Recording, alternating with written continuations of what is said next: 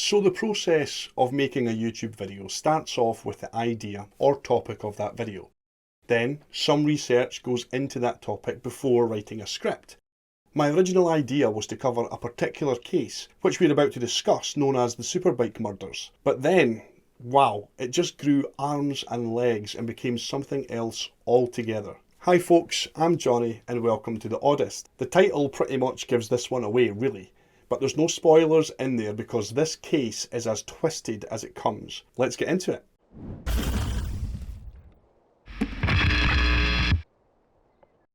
South Carolina, back in 2001, Scott Ponder opened a wee business. The business was motorcycles and power sports, and it sold anything from motorbikes to ATVs.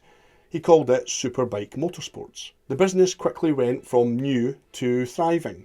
Scott was obviously chuffed, as would any new business owner, so much so that he took on an employee and hired his friend Brian Lucas to kinda run the place as a business manager.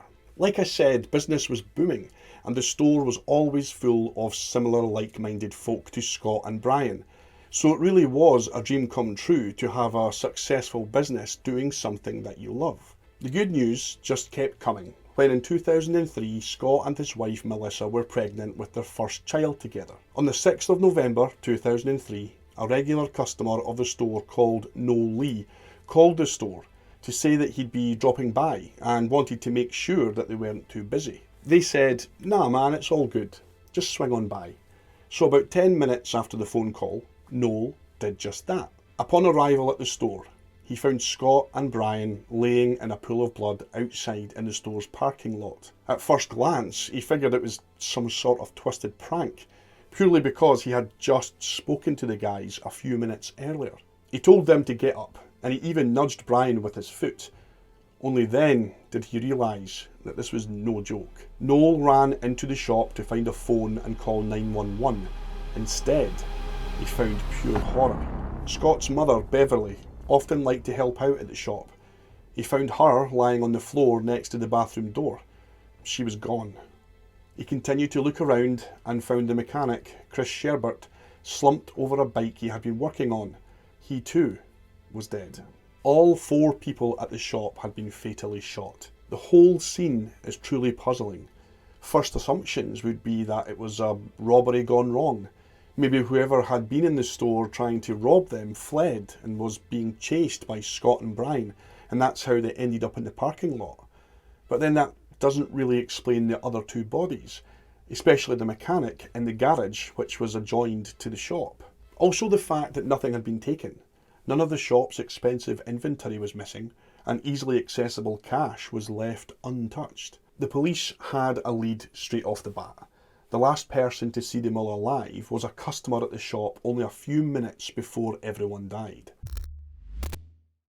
The customer, when questioned by police, had revealed that there was another customer in the store at the same time, an unknown male, who was talking as if he was new to bikes, but the identity of this mysterious customer remained just that, a mystery. Police then focused on an unlikely person of interest, Scott's pregnant widow, Melissa. Could there have been a motive there?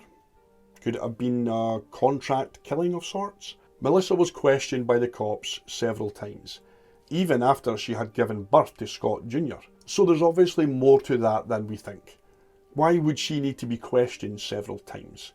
For me, in a way, I was surprised that she would even be considered a suspect. That's why the next move by the cops baffled me even more. So, on one of the occasions, Melissa was at the police station getting questioned. She said she had to change the wee man's nappy, which the police were happy to allow. Only once she had left the police station, the cops had fished the nappy out of the trash and took a sample to run a DNA test. I think you can see where this is going, right? Nah, it was all fine. See you lot distrusting people. You've seen too much Jerry Springer. Well, actually, it wasn't all fine. The DNA test revealed that Scott's best pal and manager, Brian, was the child's biological father. The police confronted Melissa about this, which she completely denied, and demanded that they run the DNA test again. Of course, the test came back the same. Brian was the father. At that point, Melissa lawyered up and refused to speak to them anymore, which only made them more suspicious. I mean, it could merely be the fact that she was outed for sleeping with Scott's pal and was embarrassed and maybe didn't want it to become public knowledge. For the next 18 months, police watched Melissa closely, but there was still no evidence tying her to the case. So then, the police made another strange move. They tested the DNA of Beverly and Brian. The findings were strange because Beverly was Scott's mother, yet their DNA didn't match. That's when the cops realised the snafu. They had mixed up Brian and Scott's DNA. So Melissa was free of any suspicion now, for the murders and for having an affair with Brian. John Douglas was a special agent and an expert in profiling serial killers. By 2004 he had long since retired, but still kept his toe in the water and did a wee bit of consulting work here and there. This guy was so good that the TV show Mindhunters based one of the main characters on him. Well, the sheriff's office got him to come on board to take a wee look at the case. In the decade after this awful murder, the police and investigators still had no solid leads to go on, despite having John Douglas assist and having interviewed hundreds of people. That was until another seemingly unrelated case popped up on the radar 13 years later. On the 31st of August 2016, Charlie Carver and his girlfriend Kayla Brown were set to meet one of Kayla's friends for dinner that night. When they didn't show up, which was strange, because it was an important dinner, as the couple had just moved in together and her friend still hadn't met Charlie, so it was a getting to know him kind of thing. CCTV footage showed Charlie leaving work earlier that day, but he never showed up for dinner. Neither did Kayla. There could have been a ton of reasons for missing dinner, but it was unlike Kayla not to at least text. But then when both Charlie and Kayla's parents couldn't get hold of them, the concerns grew. See, earlier that day, after Charlie left work, he met up with Kayla and they had a wee side gig cleaning houses for estate agents. The agent would hire them and then they would arrive, clean the house prior to it being put on sale. That was their last known movements. Things took a stranger turn in October, so around 2 months after they went missing, mysterious comments started to appear on various Facebook posts from Charlie's account. The posts were basically saying that he and Kayla were totally fine and they just didn't want to speak to anyone. Their families were receiving Facebook messages saying that they were okay. They ran off, got married, even bought a house together. Above all else, they just wanted to be left alone. Fair enough, but their loved ones just wanted to talk to them. They would ignore any incoming calls, refusing to speak to anyone, and insisted on only speaking via text message. Naturally concerned, the families contacted police. Then, on the 3rd of November, they were able to ping the last known location of Kayla's phone, which would lead police to a 95-acre property owned by a real estate agent named Todd Kohlhepp. Whilst the police were talking to Kohlhepp, one of the deputies was sure that she could hear a dull banging noise coming from the rear of the property. As investigators went to check it out, the banging got progressively louder. What they discovered was like something out of a horror movie.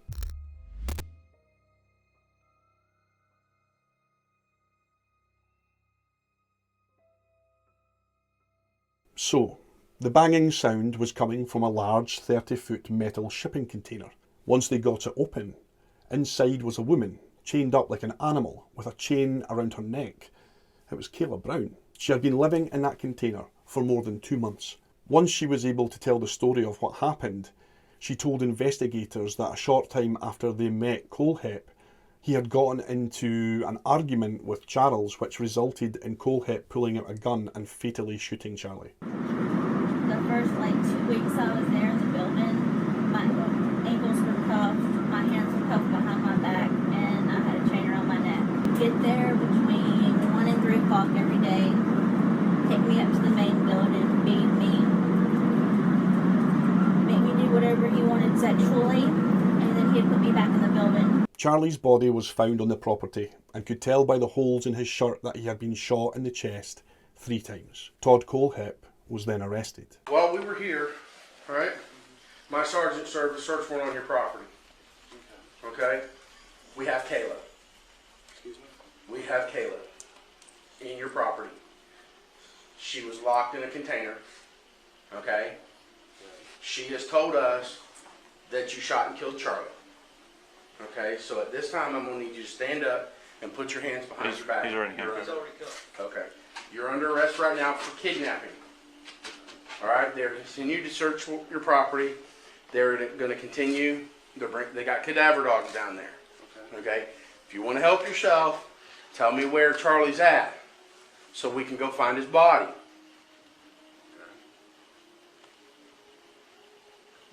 That's pretty much where we're at right now. Okay.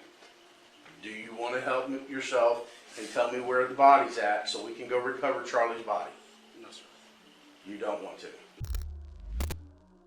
Kohlhepp was born in March of 1971 in Florida. He was raised in South Carolina and Georgia. His parents divorced when he was a baby, and his mother remarried a short time after that. It was reported later that Kohlhepp had a horrible relationship with his stepfather, and as a result he wanted to go and live with his biological father, although this didn't happen until later on. As a child, he was a little shit.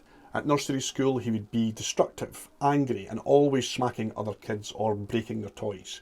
His mother would take him to counselling at the age of 9. Reports from those sessions stated that he was explosive and preoccupied with sexual content. Jesus, he was 9. I didn't even know what sex was at 9. I was too busy playing He-Man and playing with Nintendo. He was cruel to animals. He would shoot dogs with BB guns and killed a goldfish by pouring bleach into the bowl. He spent nearly 4 months in a psychiatric hospital due to his behaviour. When he was 12, in 1983, he did eventually move to Arizona to live with his biological father. He adopted his father's surname and had various local jobs. He had a hobby though.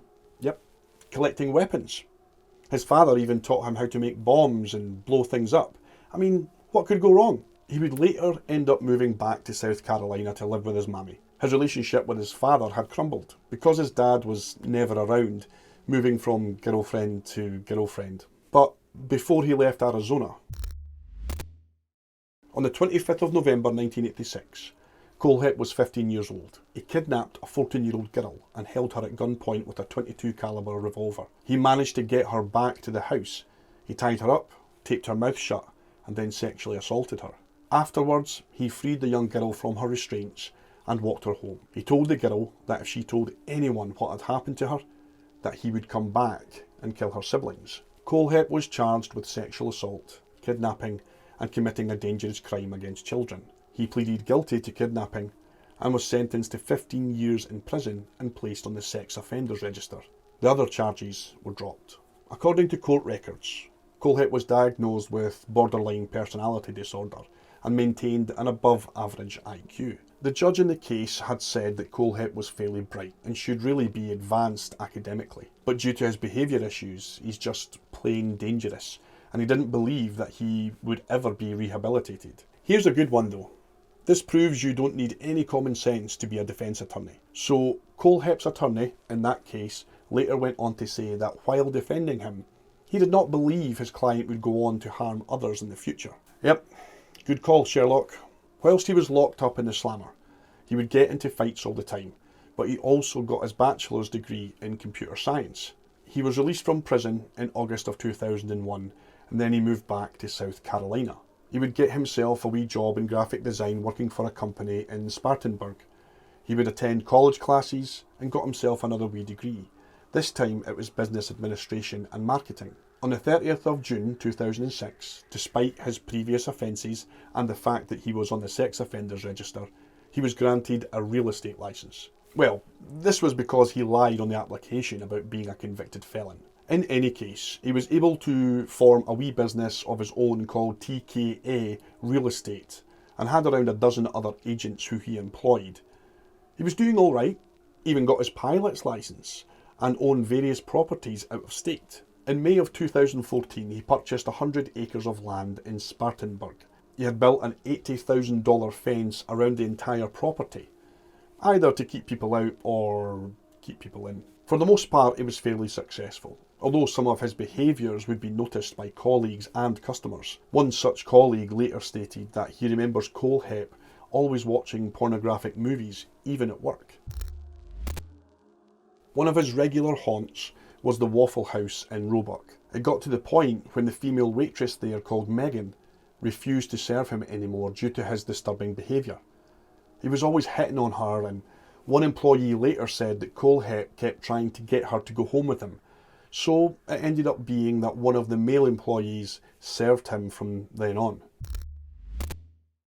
Delving further into the property, the cops made another chilling discovery. They unearthed another 2 bodies, later identified as Johnny and Megan Coxey, a couple that had been missing since 2015. Megan and Johnny Coxey went missing December of 2015. The couple had been seen panhandling near I-26, but before that, Megan was working at this Roebuck Waffle House, not knowing she was serving a sex offender. So yeah, the waitress from the Waffle House that he fancied was one of his victims, along with her husband. It turned out to be a similar sort of deal as Kayla and Charlie. Kohlhepp had offered the Coxeys work on his property before killing them both. So, as the title suggests, the arrogant piece of shit would leave Amazon reviews on the items that he used in the process of his crimes. For the shovel, he wrote, "Keep in car for when you have to hide the bodies," and left the full-sized shovel at home. Here's another one that he left for a folding knife. "Haven't stabbed anyone yet, but I'm keeping the dream alive, and when I do, it will be with a quality tool like this." This one though, gave me the chills. "Solid locks, have 5 on a shipping container. Won't stop them, but sure will slow them down till they are too old to care." During subsequent interviews, Kohlhepp admitted to having killed a lot more people than the 3 police already knew about. See, Todd Kohlhepp had a wee story to tell. He said that back in 2003 he entered a motorbike shop. Once inside, he told the staff that his own motorbike had been stolen and wanted to buy a new bike. He claimed that he felt that the staff in the shop were mocking him, so he left on that occasion, only to return a short time later. He waited for any customers to leave, then he entered the shop and killed the 4 people there. What's fairly disturbing about all this is the fact that before Todd Kohlhepp was found, before he killed Charlie Carver and kidnapped Kayla Brown, whilst the cops were investigating the bike shop murders, they were given a list. See, Brian Lucas's parents had hired a private detective, and he came up with a list of customers that he considered persons of interest. This information was passed to the police, and Kohlhepp's name was on it. It was never fully investigated. The investigators pretty much dug through the 95-acre property belonging to Kohlhepp, as well as the dig sites. Inside his properties they found a massive cache of firearms and ammunition. In May of 2003, there was a triple murder at the Blue Ridge Savings Bank. Investigators believe that this was also carried out by Kohlhepp. In 2017, he wrote a wee letter to the Spartanburg Herald Journal, his local newspaper. He wrote, "Yes, there is more than 7. I tried to tell investigators, and I did tell the FBI, but it was blown off. It's not an addition problem, it's a multiplication problem. Leaves the state and leaves the country. Thank you, private pilot's license. At this point, I really don't see reason to give numbers or locations." Remember, he did possess a pilot's license, so there's a very real possibility that he has victims all over the place. Following his arrest, Kohlhepp claimed to his mother that there were many other victims aside from the aforementioned. When his mother asked how many, his response was, "You do not have enough fingers." Todd Kohlhepp was charged with 4 counts of murder for the killings at the Superbike store and charged with the kidnap of Kayla Brown. He was later charged with a further 3 murders, that being the killings of Megan Coxey and her husband, and Kayla Brown's partner Charlie. He entered into a plea bargain with the prosecution in order to escape the death penalty and was sentenced to 7 consecutive life sentences. He got an additional 30 years for the kidnapping and a further 30 for the sexual assault charges. His defence said in court that there are no more bodies to be found. According to Kohlhepp himself, he said many times that there are at least a few more. Todd Kohlhepp is nothing but a monster, an egocentric killer that deserves to be buried under the prison. The fact that he was posting Amazon reviews in the way that he did just proves again that his ego was paramount. He wanted control over his victims. He wanted to feel powerful. Let's hope a few strapping prisoners lets him feel exactly what control feels like. Thanks for watching, folks, and thanks for hanging out with me today. I truly wish you all the best, and I hope to see you all soon. Stay safe, tell someone you love them, and as always, keep smiling.